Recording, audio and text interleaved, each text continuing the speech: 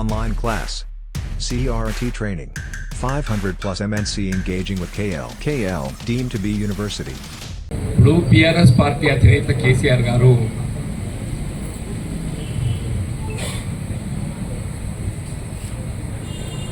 ఇవాళ ఒక విధంగా బీఆర్ఎస్ పార్టీ కొలాప్స్ కావటానికి నైతికంగా ఆయననే బాధ్యత వహించాలి.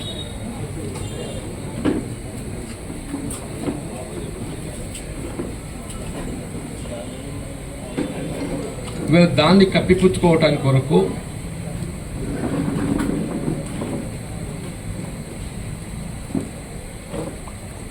వారు ఆనాడు ముఖ్యమంత్రిగా నిర్వర్తించలేని బాధ్యతలు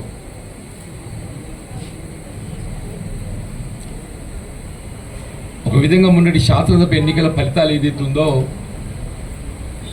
గత రాష్ట్ర ప్రభుత్వ వైఫల్యానికి నిదర్శనంగా మనం భావించవచ్చు. మొన్నటి శాసనసభ ఎన్నిక ఫలితాలు ఏదైతుందో గత బీఆర్ఎస్ ప్రభుత్వ వైఫల్యానికి నిదర్శనంగా భావించవచ్చు. నిజంగానే ఆనాడు గట్ట అప్పటి ప్రభుత్వ ముఖ్యమంత్రి కేసీఆర్ గారు బాధ్యతాయుతంగా గట్ట పాలన చేసి ఉన్నట్టయితే ఇవాళకి ఈ పరిస్థితి ఎదురయ్యేది కాదు. దాన్ని కప్పిపుచ్చుకోవడానికి కొరకు ఒక విధంగా ప్రజల దృష్టిని మళ్లింపు చేయాలనేటువంటి ఒక భావన తలంపుతోని వారు నిన్ను చేపట్టినటువంటి ఇలా పంట నష్టపోయిన పంట పరిశీలన అని చెప్పి ఏదైతే యాత్ర చేపట్టిందో నాకు ఒక విధంగా ఆశ్చర్యం కలుగుతుందని చెప్పి అంటున్నాను. అలా నిజంగానే ఎక్కడైనా పంట నష్టం పోవడం జరుగుతుందని చెప్పారంటే దానికి రెండు కారణం. ఒకటి ప్రధానంగా గత ప్రభుత్వ వైఫల్యం. గత ప్రభుత్వ వైఫల్యం అంటే రబ్బీకి సంబంధించినటువంటి సాగునీటి ప్రణాళిక రూపొందించలేకపోవడంతో అంటే ప్రాజెక్టులో ఉన్నటువంటి నీటిని ఏ విధంగా రబ్బీ సంబంధించి వినియోగించుకోవడం జరుగుతుందో దానికి సంబంధించిన ప్రణాళిక రూపొందించుకోలేకపోవడం. అంటే ఆనాడు ప్రభుత్వం ఏది ఇస్తుందో బీఆర్ఎస్ అధికారంలో ఉండే గతంలో కూడా పేర్కొన్నా నేను, మనకి ఈశాన్య ఋతుపవనాలు ఏదైతుందో సాధారణంగా అక్టోబర్లో వస్తాయి. ఎప్పుడైతే ఈశాన్య ఋతుపవనాలు మనకు కనబడలేదో మనం కొంత జాగ్రత్త పడవలసి ఉండే ఆనాడు. ఈశాన్య ఋతుపవనాలు మనకు అక్టోబర్లో వర్షాలు వచ్చి ఉంటే కొంత పరిస్థితి వేరుంటుండే.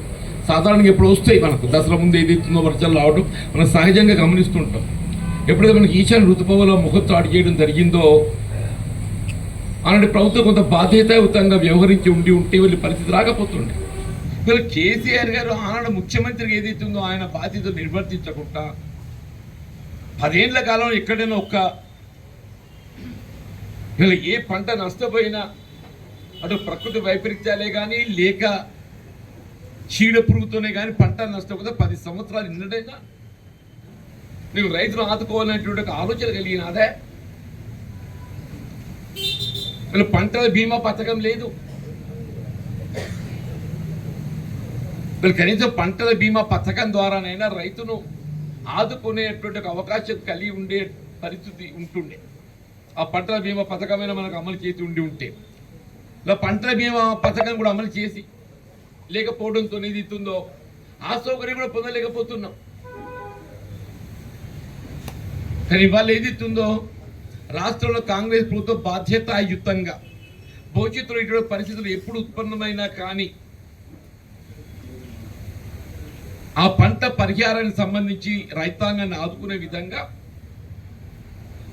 పంటల బీమా పథకం రాబోయే ఖరీఫ్ నుండి అమలు చేయబడే విధంగా, రాబోయే ఖరీఫే కానీ రబ్బీ కానీ అమలు చేయబడే విధంగా రైతు చెల్లించే అటువంటి ప్రీమియం కూడా రైతుపై భారం వేయకుండా రాష్ట్ర ప్రభుత్వం చెల్లించే విధంగా కార్యక్రమాన్ని అమలు చేసే విధంగా వీళ్ళు రూపకల్పన చేస్తుంది ఇవాళ రాష్ట్రంలో కాంగ్రెస్ ప్రభుత్వం అని చెప్పి అంటున్నా. నువ్వు 10 ఏళ్ళకి వెళ్ళినటువంటి ఒక ఆలోచన స్ఫూర్తి కూడా నీకు లేదు. రుణమాఫీ గురించి మాట్లాడతాడా నువ్వు? డిసెంబర్ 9 తారీఖు రినియమా అని మాట్లాడితేనే నువ్వు 5 ఏళ్ళు రాజ్యం చేసి పూర్తి స్థాయిలో రుణమాఫీ చేయవు. నువ్వు 5 సంవత్సరాల కాలంలో ఏదైతుందో నువ్వు పూర్తి స్థాయిలో రుణమాఫీ చేయవు. నువ్వు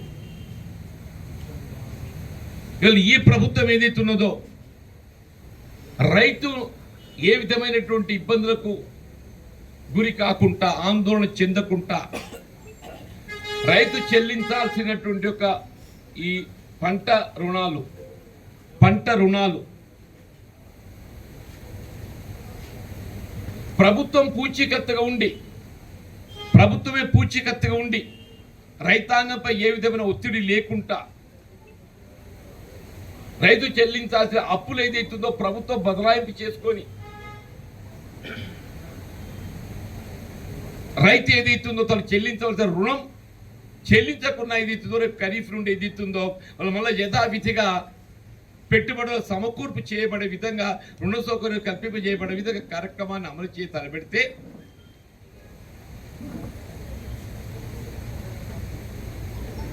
ఇవాళ నువ్వు వాస్తవాలు గ్రహించకుండా ఏమైంది రుణమాఫీ పురినాయన్న నువ్వేం చేసి నువ్వు 5 ఏళ్ళు. ఇవాళ ఈ ప్రభుత్వం ఏదైతే రైతుకు అండగా నిలబడుతుందని చెప్పి అంటున్నా. ఈ ప్రభుత్వం రైతుకు అండగా నిలబడుతుందని చెప్పి అంటున్నా. అవకాశం ఉన్న మేరకు చివరి బొట్టు వరకు కూడా చెప్పంటున్నా నేను. It's not like your government. చివరి బొట్టు వరకు కూడా పంటలు కాపాడపడే విధంగా నీటిని అందింపజేసి పంటలు కాపాడడం తమ బాధ్యతగా భావిస్తుంది వెళ్ళి ప్రభుత్వం అని చెప్పంటున్నా.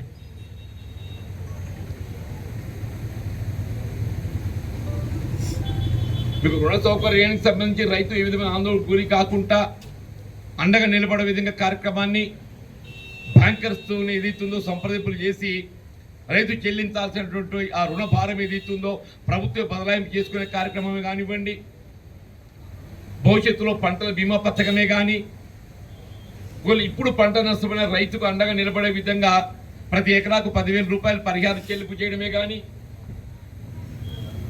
సాగునీటి సౌకర్యానికి సంబంధించి చివరి బొట్టు వరకు మిత్రులు లక్ష్మణ్ కుమార్ గారి వల్ల వారి జన్మదినం కూడా ఆ ధర్మపురి లక్ష్మణ స్వామి ఆశీర్వచనంతో ఏదైతుందో వారు నిండు 100 ఏళ్ళు ఇవాళ ఈ ప్రాంతానికి సేవలు అందింపజేయబడే విధంగా వారిని భగవంతుడు ఆశీర్వదింప చేయాలని చెప్పని ప్రార్థిస్తూ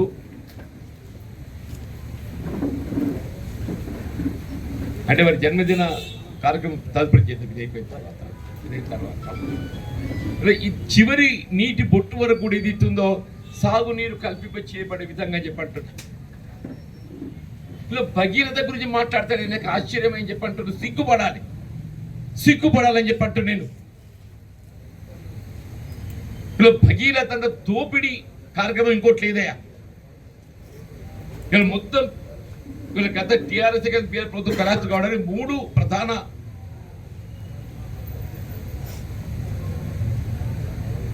స్కాండల్స్.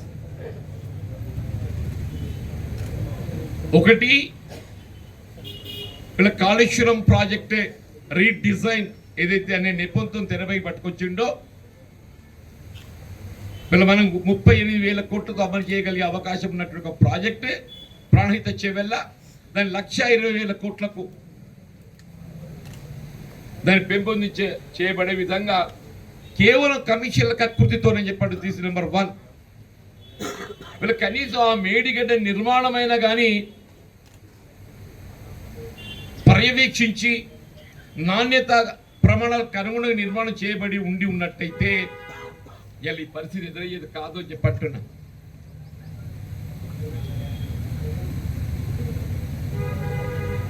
ఇది కేవలం కేసీఆర్ కమిషన్ల కకృతితోని ఈ రాష్ట్రాన్ని అప్పుల ఊపులకు నెట్టడమే కాకుండా యావత్ రాష్ట్ర ప్రజానీకం ఆందోళన గురే పరిస్థితులు తలెత్తుతున్నాయని చెప్పంటే కేసీఆర్ నైతిక బాధ్యత వహించాలని చెప్పంటాను. Number 1. Number 2, Yadadri power project మన ఎన్టీపీసీ ద్వారా నిర్మాణం 4000 మెగావాట్లు చేసుకోగలిగే అవకాశం ఉన్న ప్రాజెక్టే కేవలం 1600 మెగావాట్లకే పరిమితమయ్యే విధంగా 800 × 2 ఇంకా 2400 మెగావాట్ల విద్యుత్ ఉత్పాదన పెండింగ్ పడిపోయింది. దాని పర్యవసానం వల్ల per unit cost BP agreement ఏదైతుందో 9 రూపాయలకు పోతుందా? మళ్ళీ ఎన్టీపీసీ ఇంకా 2400 మెగావాట్ల విద్యుత్ ఉత్పాదన ప్రాజెక్ట్ నిర్మాణం జాప్యం కావడంతో ఆ నిర్మాణ వ్యయం పెరిగి వీళ్ళ పీపీఏ అగ్రిమెంట్ ఏది పర్ యూనిట్ కాస్టే almost it is going to 9 rupees per unit. మన సాధారణంగా 4-5 రూపాయలు లభించాల్సింది, 5 రూపాయలు లభించాల్సింది అని చెప్పంటారు. కేవలం కమిషన్లక కుర్తే, కేవలం కమిషన్లకు పైసే పెట్టుబడి లేకుండా ఎన్టీపీసీ ద్వారా నీకు విద్యుత్తు మన సౌకర్యం పొందే అవకాశం ఉండదు. ఎవడని ఏదైతుందో 40,000 కోట్ల పెట్టుబడి పెడతాడే, ఇంకా 10,000 కోట్లు పెడితేనే కానీ పూర్తయ్యే పరిస్థితి లేదు. వాళ్ళ యాదాద్రి పవర్ ప్రాజెక్ట్ ఇంతవరకు దాదాపు 40,000 కోట్లు పెట్టుబడి పెడితే అది పవర్ ఫైనాన్స్ కార్పొరేషన్ అప్పు తెచ్చి ఇంకా 10,000 కోట్లు పెట్టాలి. ఇక చూడండి కథ. ఇది 3వ ప్రాజెక్టు భగీరథ. ఈ 3 ప్రాజెక్టులు అని చెప్పంటూ నేను ఎప్పుడు చెప్పిన భగీరథ అనే ప్రాజెక్ట్ ఏదైతుందో మెడ మీద తలకాయ ఉన్నాడు ఎవ్వడు కూడా ప్రాజెక్ట్ తలపెట్టాడు. మెడ మీద తలకాయ ఉన్నాడు కూడా ప్రాజెక్ట్ తలపెట్టాడు చెప్పండి. నీ మాట ఎందుకంటున్నానని చెప్పంటే క్లోరినేషన్ ప్రభావం ఏదైతుందో మీకు కేవలం 20 కిలోమీటర్లు 30 కిలోమీటర్ల నుంచి ఉండదు ప్రవాహంలో. ఈ సైంటిఫిక్ ఏదైతుందో నిర్ధారితం. ఇది నీటి ప్రవాహం ఏదైతుందో శుద్ధి చేయబడ్డ తదుపరి క్లోరినేషన్ ప్రభావం నీకు 20-30 కిలోమీటర్ కంటే ఎక్కువ ఉండే అవకాశం లేదు. నువ్వు 100 కిలోమీటర్లు తరలించి నేను నీటి సరఫరా చేస్తా అని చెప్పంటే ఇదని ఎవడంటాడే అది. అందుకని మెడ మీద తలకాయ ఎవడు కూడా ఇటువంటి కార్యక్రమాన్ని అమలు చేసి తలపెట్టని చెప్పంటున్నా. వీళ్ళు గడిచిన 5 సంవత్సరాలు ఎక్కడో భగీరథ నీళ్లు అందుబాటులోకి వచ్చినా వస్తే వినియోగించిండ్రా. వాళ్ళు ఇచ్చే సలహా సూచన ఏంటంటే మీ క్లోరినేషన్ ప్రభావం లేకుంటే మీరు బ్లీచింగ్ పౌడర్ కలిపి వాడు శుద్ధి చేసుకోవచ్చు కదా అని చెప్పంటారు. ఆయన మరి ఇదే బ్లీచింగ్ పౌడర్తో శుద్ధి చేసుకునే అవకాశం ఉంటే ఆల్రెడీ ఉన్నది లేదన్న కొత్త పేరుకు. మరి ఇంత పెద్ద ప్రాజెక్ట్ ఎందుకే మరి ఇంత పెద్ద ప్రాజెక్ట్ ఎందుకు అని చెప్పంటు నేను. అంటే ఈ 3 ప్రాజెక్టులు ఇవ్వాలి. 3 ప్రాజెక్టులు సార్ కేసీఆర్ నైతికంగా పతనమైండు.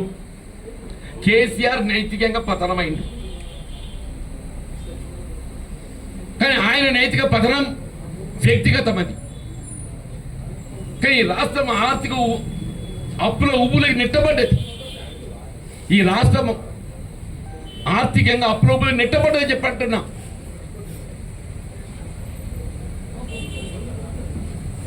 నువ్వు వాటిని ఏ విధంగా కప్పిపుచ్చుకోవాలని చెప్పని తాపత్రయపడుతూ నేను మళ్ళీ ఏదో నేను ప్రజలు రానాయన ప్రజలకు ఎవడొద్దంటుండే మేము కోరుకుంటున్నాను ప్రజలు ఉండాలని చెప్పని.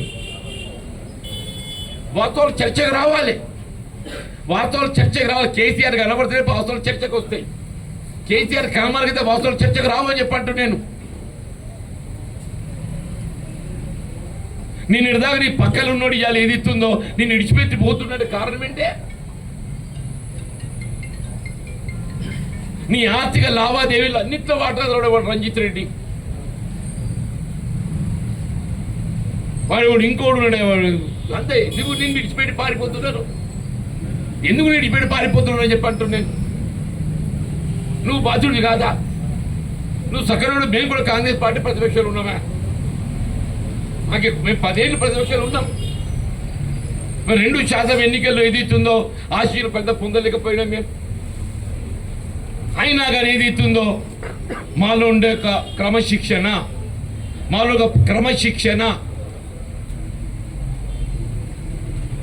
ఇవాళ మేమేదైతుందో పార్టీకి అంకితమే ఉండడంతో ఏదైతుందో ఇవాళ మేము పార్టీ విజయం తోడ్పడడం కాకుండా తిరిగి అధికారానికి వచ్చినామని చెప్పండి. ఇవాళ కూడా చెప్తున్నాను, ఈ రాష్ట్ర రైతాంగానికి అండగా నిలబడబోయేది కేవలం కాంగ్రెస్ పార్టీ మాత్రమే చెప్పంటున్నాను.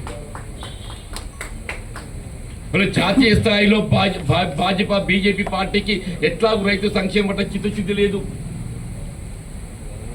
భారతీయ జనతా పార్టీకి ఎట్లాగూ రైతు సంక్షేమం పట్ల చిత్తశుద్ధి లేదు. వాళ్ళు రైతాంగం రుణమాఫీ చేయాలని చెప్పంటే రైతు సోమరిపోతాడు. అదే బడ వ్యాపారవేత్తలకు రుణమాఫీ చేస్తే వాడు సోమరిపోతు కాడాడు. కాంగ్రెస్ పార్టీ యూపీఏ ప్రభుత్వం ఏదైతుందో ఏకకాలంలో 1,00,00,000 కోట్లు అంటున్నాను. ప్రతి రైతు కుటుంబానికి ₹1,00,000 వరకు రుణమాఫీ చేయగలిగే విధంగా కార్యక్రమం అమలు చేయబడింది. కనీస మద్దతు ధరలకు చట్టబద్ధత, వ్యవసాయ ఉత్పత్తులకు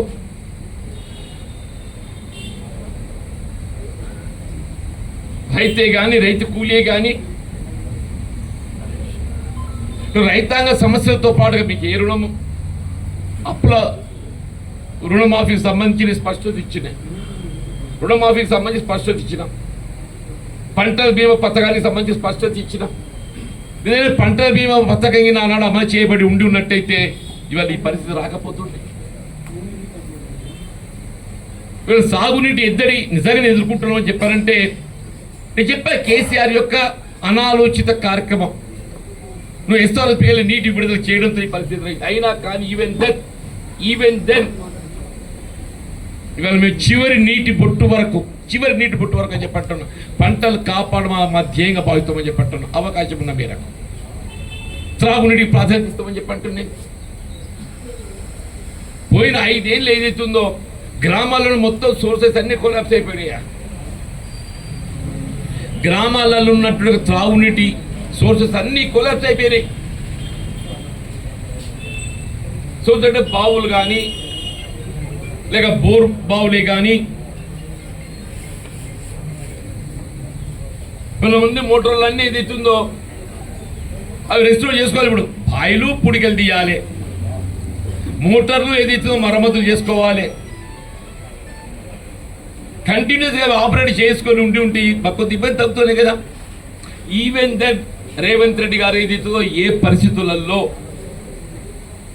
ప్రజలు త్రాగునీటికి ఇబ్బందులు ఎదుర్కోకూడదు అనే భావనతో ఏదైతుందో ఇవాళ వారు ఏదైతే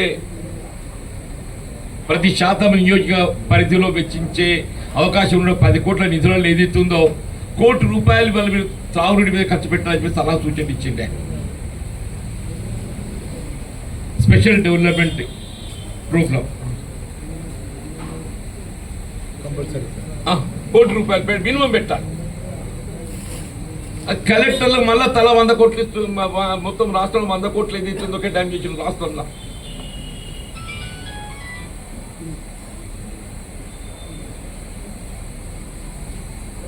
వాటిని వక్రీకరించే విధంగా ఏదైతుందో నేను ఏదో పర్యటించి ఈయనైనా కనీసం ప్రతిపక్ష పార్టీ నాయకుడిగానైనా నీ బాధ్యత నిర్వర్తిస్తా చెప్పండి.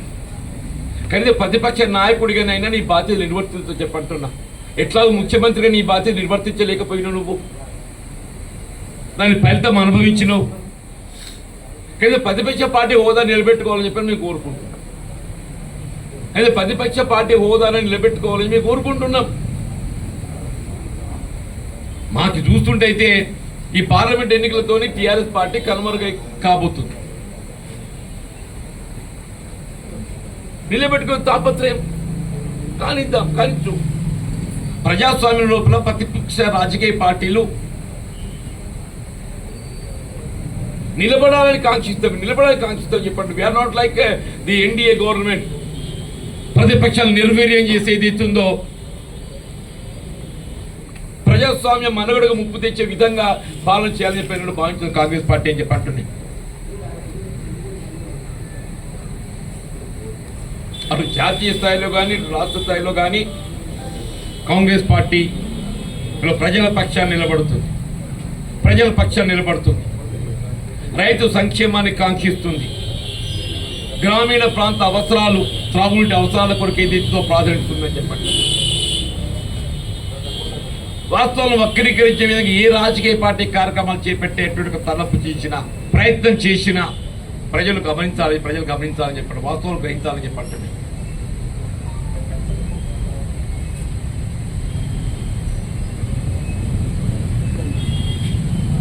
ఇవాళ ధాన్యం సేకరణ కేంద్రాలు ఆరంభమైనవి.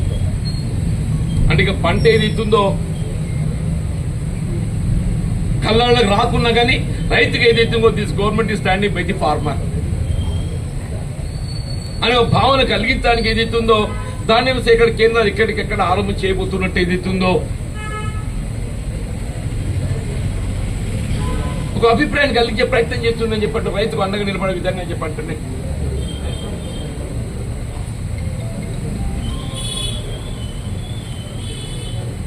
ఇవాళ Rythu Bandhu more than 92% farmers వారికి ఇవాళ 5 ఎకరాల వరకు ఏదైతుందో ఇప్పటికే కలిపి 5 ఎకరాల వరకు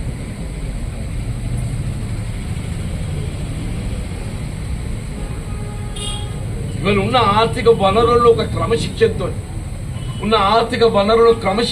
చెప్పంటున్నా. మొత్తం ఖజానంతా ఖాళీ చేసి ఏదైతుందో రాష్ట్రాన్ని అప్రూవల్ నెట్టి మొత్తం ఖజానా ఖాళీ అయ్యే విధానం ఇది మేమనేది కాదు కదా. ఆర్థిక శాస్త్రవేత్తలు ఉన్నారు, పత్రికా సంపాదకులు ఉన్నారు.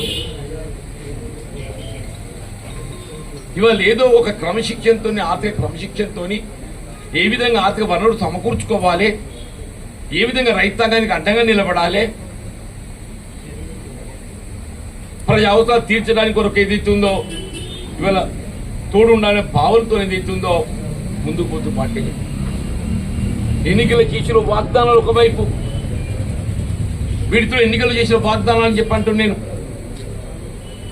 ఇప్పటికే ఏదైతుందో ఉచిత రవాణా సౌకర్యం ఆడబిడ్డలకు అమలు చేయడం జరుగుతుంది. 500 రూపాయలకి సిలిండర్ సౌకర్యం కల్పింపజేయబడి జరుగుతుంది. 200 యూనిట్ల వరకు ఏదైతే ఉచిత విద్యుత్ సౌకర్యం కల్పింపజేయబడి జరుగుతుంది. గృహ నిర్మాణ కార్యక్రమానికి ఏదైతుందో దానికి మంజూరీకి సంబంధించినటువంటి కార్యక్రమాన్ని ఆరంభం చేయబడం జరిగింది. రుణమాఫీ సంబంధించి కూడా కార్యక్రమాలు చేయబడం జరిగింది. కాబట్టి ఏదైతుందో కొంత వాస్తవాలకు అనుగుణంగా పోవాలి తప్ప ఏదో ప్రజానీకాన్ని ఆందోళన గురి చేయటం ఇది రాజకీయ పార్టీ లక్షణం కాదు. ఇది రాజకీయ పార్టీ లక్షణం కాదు. ఏ రాజకీయ పార్టీ నిర్మాణాత్మకంగా వ్యవహరించాలి. మేము కూడా ఏదైతుందో గతంలో ప్రతిపక్షాలు ఉన్నాం, నిర్మాణాత్మకంగా వ్యవహరించడం చెప్పి అంటాను నేను. అధికార పార్టీకి సలహాలు సూచనతో పాటుగా రైతాంగాన్ని ఆందోళన గురి కాకుండా ఏదైతుందో మేము with in the government frame work మేము సలహాలు సూచనలు ఇచ్చినామని చెప్పండి. Thank you. మన మిత్రులు లక్ష్మణ్ గారు గారి యొక్క జన్మదిన ఈ ఉత్సవ కార్యక్రమాల్లో కూడా మిత్రులు పాల్గొని, ఎందుకంటే ఇప్పుడు ఎంత నిండింది 53 అడుగు పెడుతున్నావా? కంగ్రాట్స్, హ్యాపీ మెనీ ఏమన్నా happy birthday and many returns of the day. Cake day బాబు సార్ కేక్. ఏ విధంగా రబ్బీకి మనం వినియోగించుకోవడం జరుగుతుంది, ఒక ప్రణాళిక రూపొందించుకొని ఉంటే బాగుంటుంది. వారు ఆనాడు ఏదైతుందో ఏ విధమైనటువంటి ఆలోచన చేయకుండా ఆనాడు ఎల్లంపల్లికి వెళ్ళి ఏదైతుందో మిడిమాదరికి నీటిని తరలించే అవకాశం ఉండే. By that time Medigadda was not collapse. ఆనాడు ఆయనకు మేడిగడ్డ నుండి అన్నారమే కానీ, అన్నారం నుండి సుందిల్లే కానీ, సుందిల్లకి వెళ్ళి ఎల్లంపల్లి కానీ, ఎల్లంపల్లి నుండి మిడిమానేరుకు నీటిని తరలించుకునే అవకాశం ఉండే. తరలించకుండా మిడిమానేరుకి ఏదైతున్నదో ఎస్ఆర్ఎస్పి నుండి నీటి తరలించడంతో మనకి ఎస్ఆర్ఎస్పిలో దాదాపు 10-12 టీఎంసీ కొరత ఏర్పడ్డది. ఎస్ఆర్ఎస్పిలో శ్రీరామ్ సాగర్ ప్రాజెక్టులో నీటి కొరత ఏర్పడటానికి గత ప్రభుత్వ అనాలోచిత నిర్ణయంతో ఏదైతే ఎల్లంపల్లికెళ్ళి నీటిని తరలింపు చేసే అవకాశం ఉండగా కూడా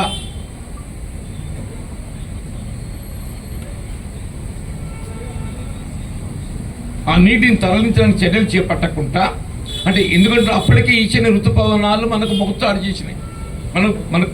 మనకి ఇట్ వాస్ క్లియర్డ్ ఈశాన్య ఋతుపవనాలు ఏదైతుందో మనకు రావటం లేదు అని చెప్పాలి. తెలిసినప్పుడు ఏదైతుందో మీరు ఎగువ ప్రాంతంలో ఉన్న ఎస్ఆర్ఎస్పిని జాగ్రత్త వ్యవహరించాల్సి ఉండే. వ్యవహరించక ఏం చేసిండు, ఒక 10 టీఎంసీని మిడిమాల నీరు తరలించడంతో ఏదైతుందో మన పైన కొరత ఏర్పడ్డది. ఎస్ఆర్ఎస్పి ఆయకట్టు ప్రాంతం ప్రధానంగా ఏమైనా ఇబ్బందులు ఎదుర్కొంటున్నాం అని చెప్పంటే అది గత ప్రభుత్వ అనాలోచిత నిర్ణయం మేరకు ఇవాళ ఈ పరిస్థితి మనకు కొంత ఆందోళనకరంగా ఉందని చెప్పక తప్పదని చెప్పి అంటున్నాను. సరే, మిగతా విషయాల ప్రకృతి వైపరీత్యాలు అది మన చేతుల్లో లేదు. మరిన్ని వీడియోస్ కోసం ఛానల్ ని సబ్స్క్రైబ్ చేయండి. లేటెస్ట్ అప్డేట్స్ కోసం వాట్సాప్ ఛానల్ ని ఫాలో చేయండి. అండ్ లింక్ డిస్క్రిప్షన్ లో ఉంది.